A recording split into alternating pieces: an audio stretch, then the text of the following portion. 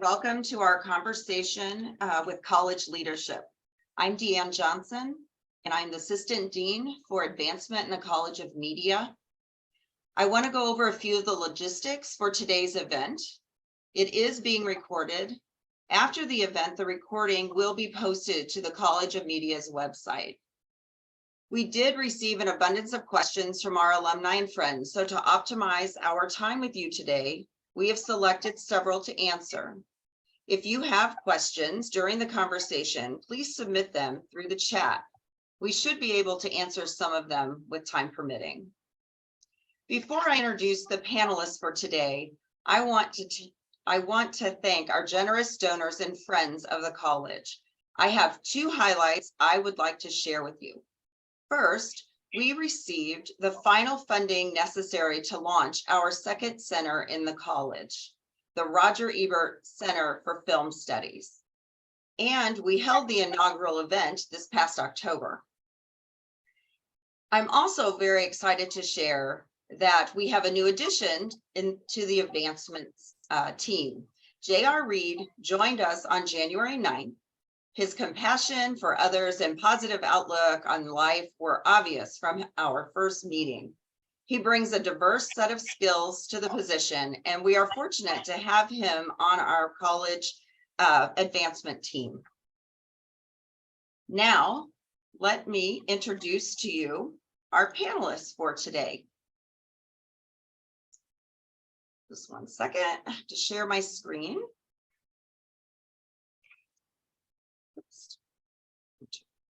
Dean Tracy Sulkin. Jason P. Chambers, the Associate Professor of Advertising and Associate Dean for Diversity, Equity, and Inclusion. Michelle Nelson, who is the Professor of Advertising and Acting Head of the Charles H. Sandage Department of Advertising. And Mira Sotirovic, Associate Professor of Journalism and Head of the Department of Journalism. Please welcome Dean Tracy Sulkin. Thanks very much, Deanne. It's nice to see everybody here. And we're going to get the ball rolling with a few updates about the college.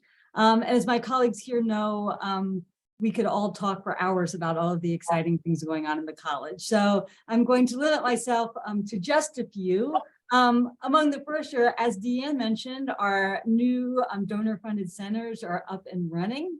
So the Frank Center for Leadership and Innovation in Media and its director, Colleen King, have a wide host of activities taking place. You may have seen the invitations to a Q&A with Steve Kornacki of NBC News and MSNBC that got rescheduled due to our Central Illinois weather this week, but he will be back with us in early March.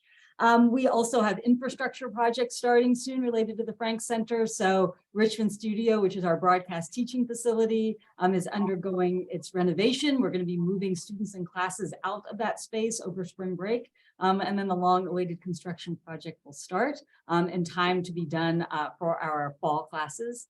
Our Ebert Center launched this fall with a very exciting Ebert lecture. And we're going to have our first spring Ebert Symposium in conjunction with Ebert Fest this April. So we've been really excited about all of the opportunities that this has made possible for our students as well as for our faculty and our staff. Our faculty is growing, so we have a number of new additions. In our Department of Media and Cinema Studies, Rachel Kuo and Courtney Cox joined us this year. Melita Garza has joined our Department of Journalism. And we're going to have a new journalism colleague who will be joining us in the fall. He's finishing up his PhD at Columbia this spring and will join our faculty as an assistant professor in August.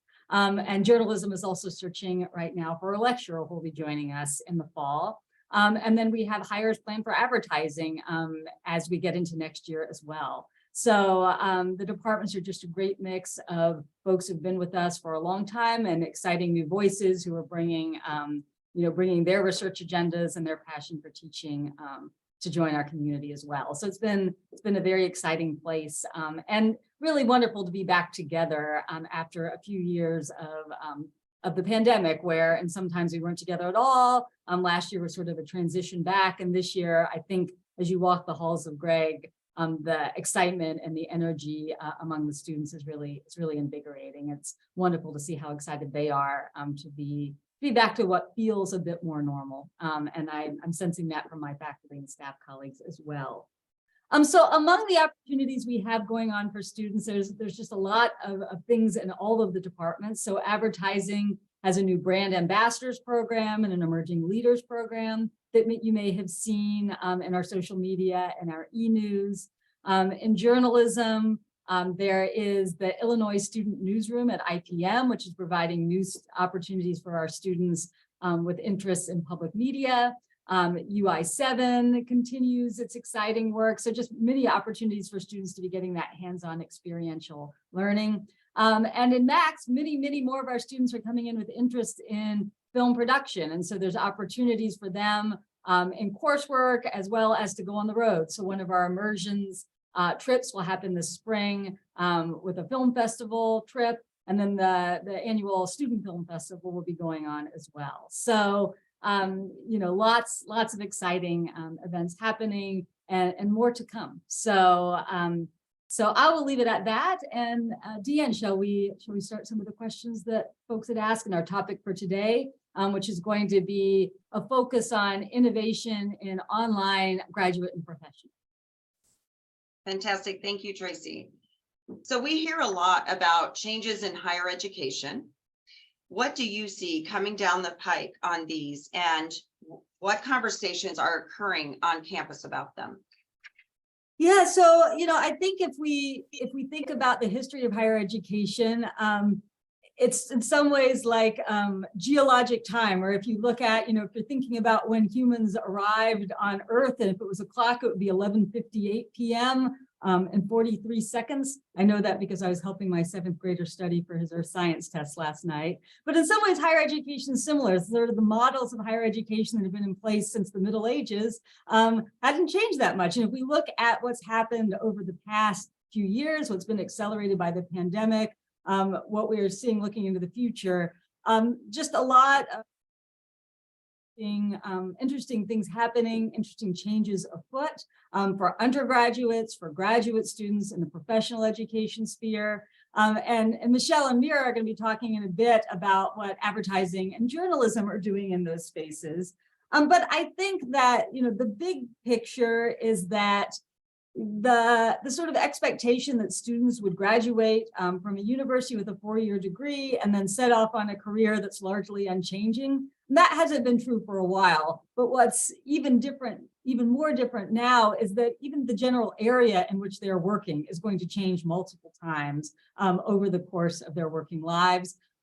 It's a bit of a cliche to say, but it's true that many of the jobs our graduate students who we have now will haven't even been created, right? And so as we think about what we are setting out to do, is to prepare students for that future in which they will largely be determining their own course, right, in ways that may be unpredictable at this point. So that points to the kinds of training we want to do for folks. It also suggests that students' relationship with higher education is going to be different than it has been in the past. The residential 4-year undergraduate degree is not going to change. There's tremendous value to that. That's going to be part of our core mission going forward.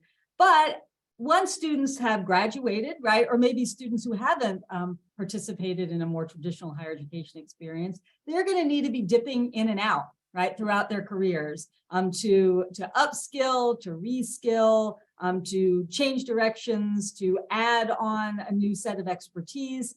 And many of them won't be returning to a campus for a full degree in order to do that. They may be looking for shorter term credentials that they can do while they continue working.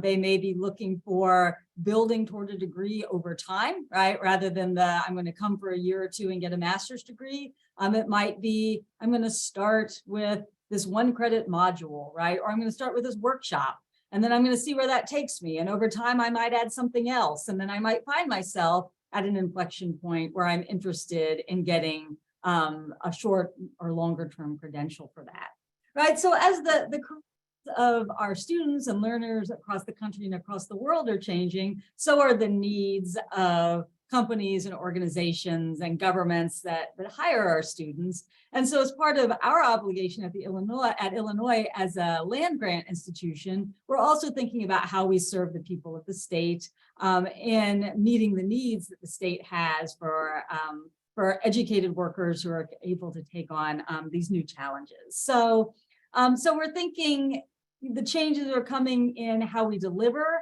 education to our traditional students and how we think about who our students are and how we think about sort of the units of education. Is it the degree, or are we also thinking about things like certificates or badges or courses or modules?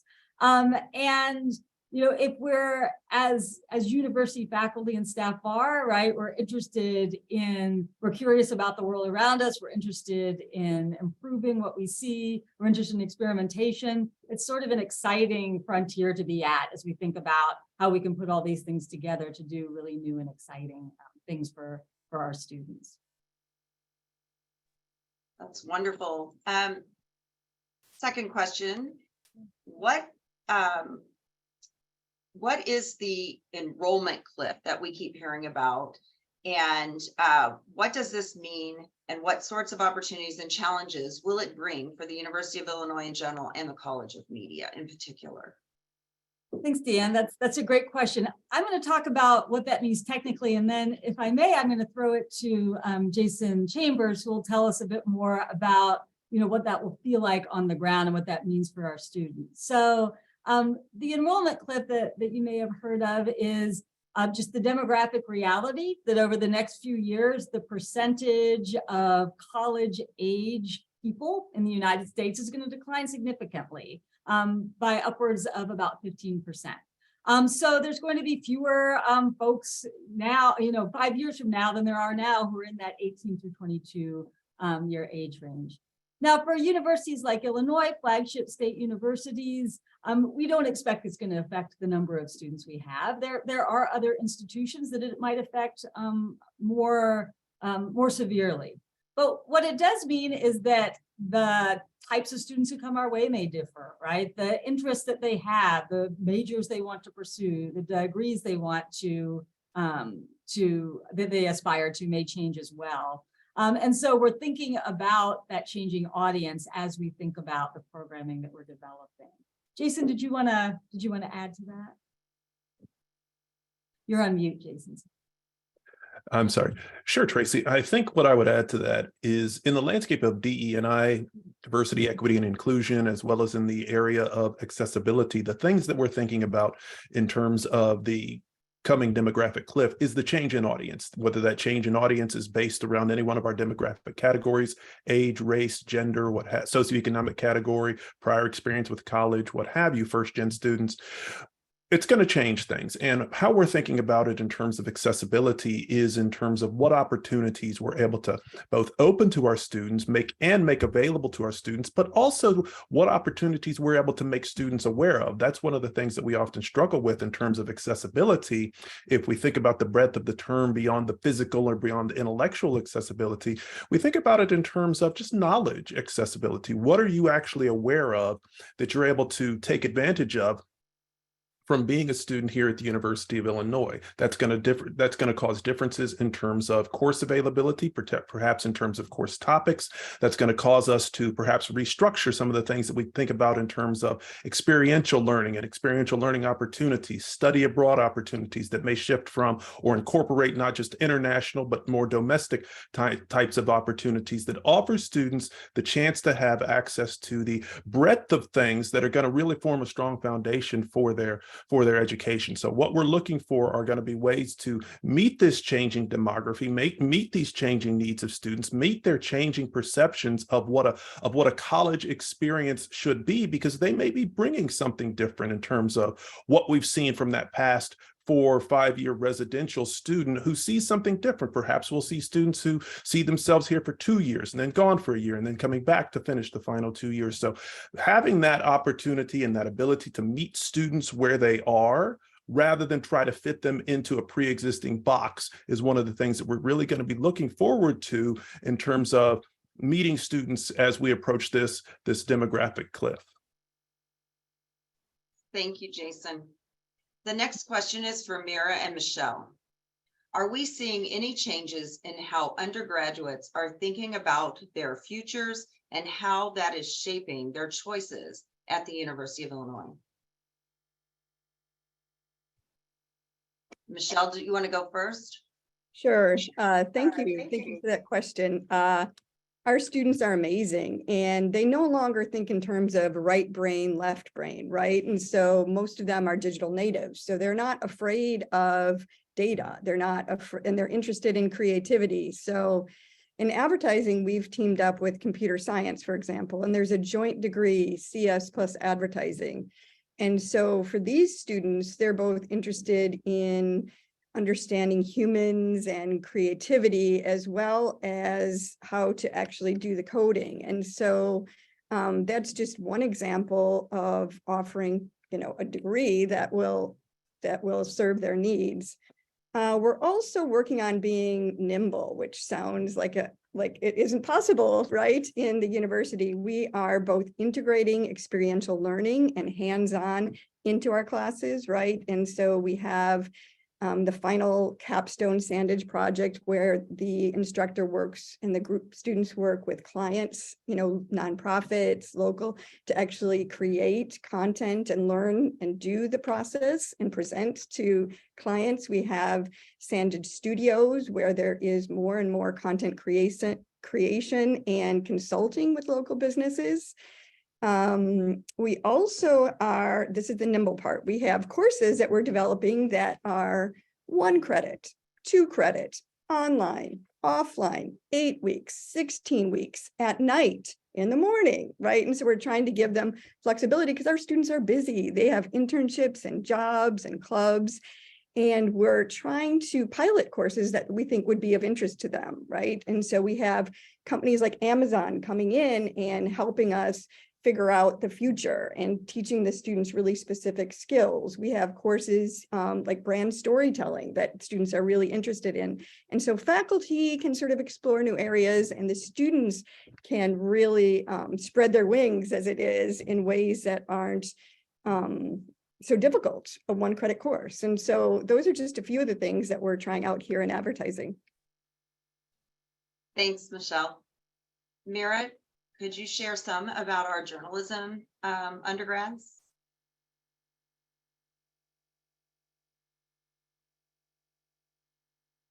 You're on mute, Mira. I'm sorry about that. It just popped up.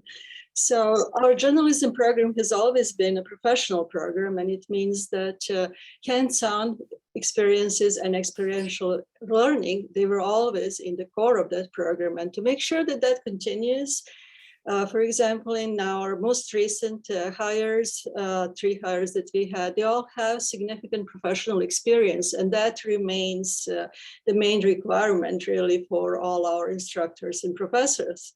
So Dean Sulkin already mentioned that we have also courses that are experiential learning courses, and we offer a course that's called, for example, Newsroom Experience.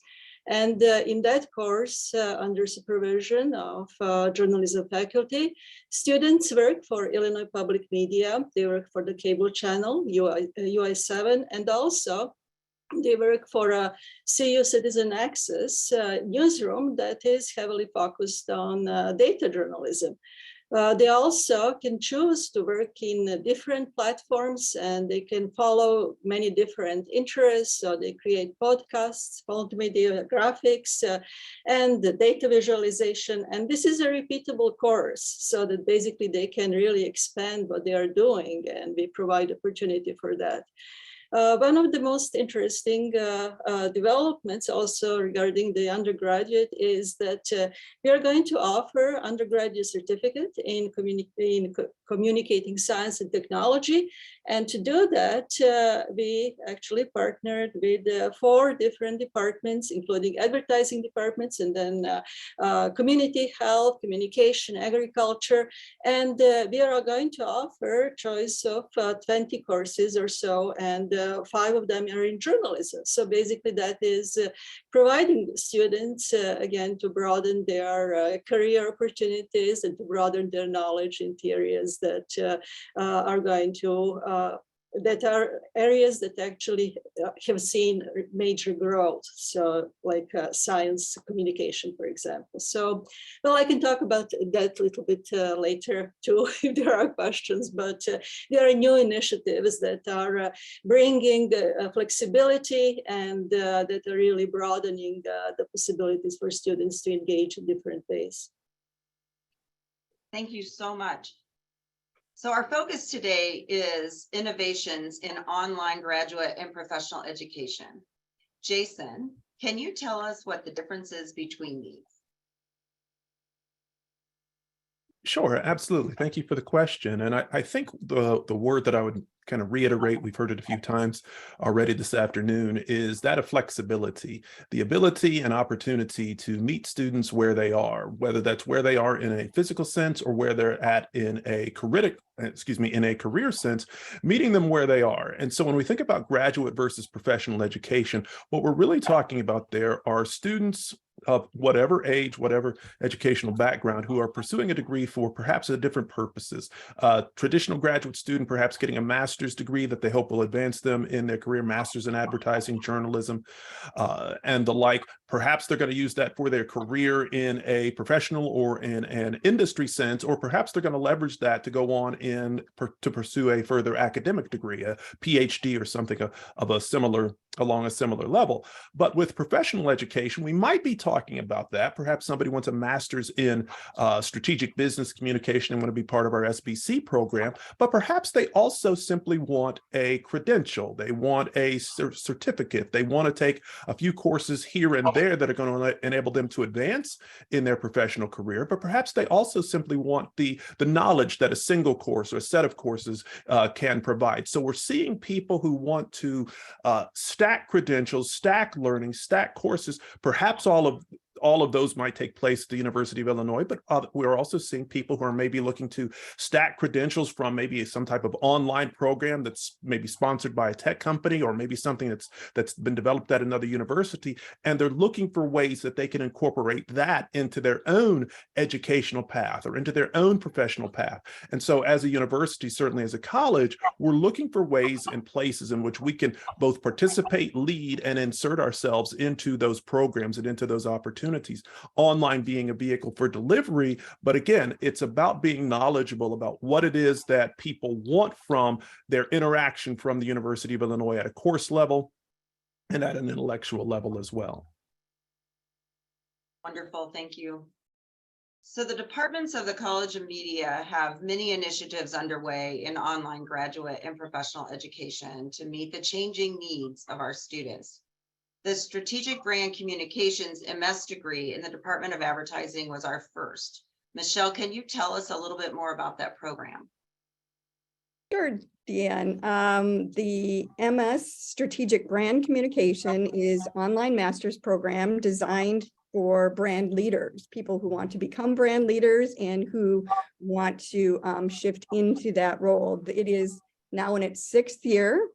And it's sort of unique, and it's sort of a joint collaboration with faculty from the Geese College of Business and faculty from the Department of Advertising. And we are a cohort model. So it is different than perhaps other MBA or IMBA programs in that it is uniquely designed to be relatively small. We have cohorts ranging from 30 students to 70 students. And they are together. It's an intense program. Many of the people in it, I've taught all 6 years. Many of the students in it are working professionals and may have families, maybe switching careers or hoping to gain some more knowledge or retool. And it is mainly asynchronous. And so faculty spend a lot of time carefully crafting their videos and their materials to be up to date and timely. And then there's always a live session, at least one every week, where we can do what we're doing today, right? Come on Zoom and share experiences and really relevant ways to come at the material. And so It has been a success. Shahar, the program director, shared with me this point. Within the first 3 to 4 years, this program started popping up on all these best of lists, including #1 Masters in Communication by Best College Reviews. And so already we're seeing some success. The curriculum is changing a little bit. Again, that word flexibility we keep hearing about. We're now thinking about developing some electives, right? And so because it's cohort, the students get to know each other really well, right? So they are working in groups, they're working on projects, and they are marching through this very intense program. But we're thinking, should we have an elective in content creation? Should we have an elective with more entrepreneurial status? And so we're hearing the students, we're listening, and many of them are our biggest fans and also promoting the program because of this cohort model. They develop relationships, they do great networking.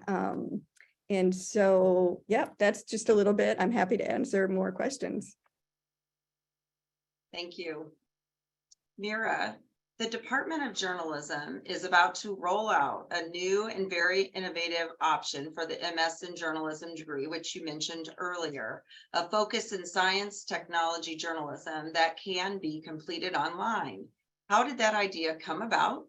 And how's the program coming together?